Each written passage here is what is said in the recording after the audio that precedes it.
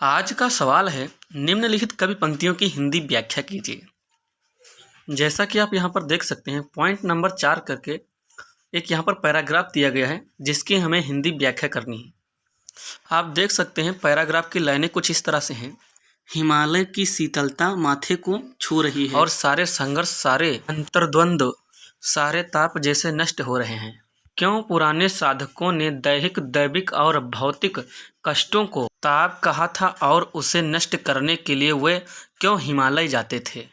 यह पहली बार मेरी समझ में आ रहा था और अकस्मात एक दूसरा तथ्य मेरे मन के क्षितिज पर उदित हुआ। कितनी कितनी पुरानी है यह हिमराशि, जाने किस आदिम काल से यह शाश्वत अविनाशी हिम इन शिखरों पर जमा हुआ।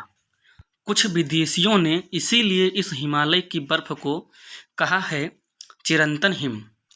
कुछ इस तरह का यह पैराग्राफ है जिसकी हमें हिंदी व्याख्या करनी होती है।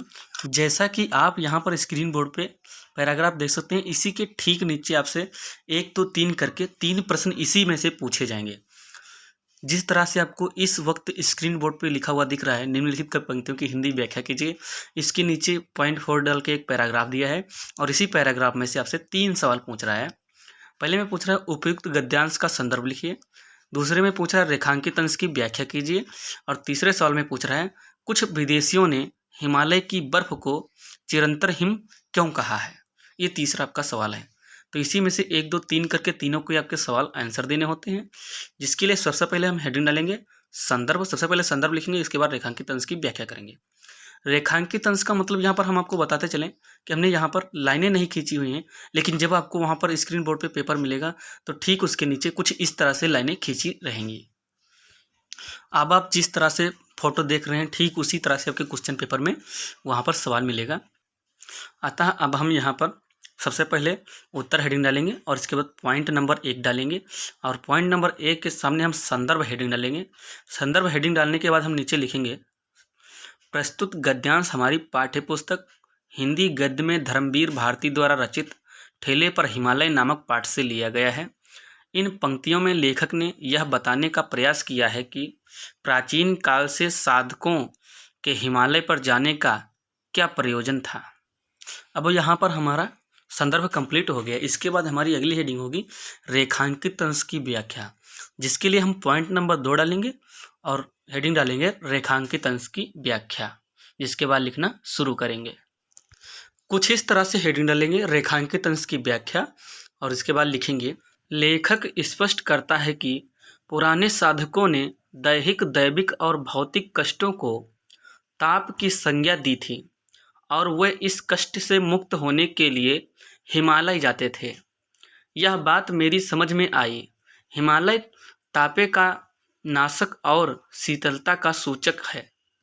एकाएक मेरे मन में यह विचार आया कि यह हिमराशि कितनी पुरानी है, न जाने किस काल से यह उत्तुंग शिखरों पर जमा हुआ है। इसीलिए विदेशियों ने हिमालय की बर्फ को चिरंतन हिम की संज्ञा प्रदान की है। अतः यहीं पर चौथे अध्याय के रेखांकित अंश की व्याख्या समाप्त होती है। इसके बाद हमारा आता है एक तीसरा सवाल। तीसरा सवाल प्रश्न में तीसरा पॉइंट देके हमसे क्या पूछ रहा था, चलिए एक नज़र उस पर डालते हैं। यहाँ पर हमसे पूछ रहा था कुछ विदेशियों ने हिमालय की बर्फ को चिरंतर हिम क्यों कहा है। तो इसके लिए हम पॉइंट नंबर 3 डालेंगे और उसमें उसका आंसर लिख देंगे।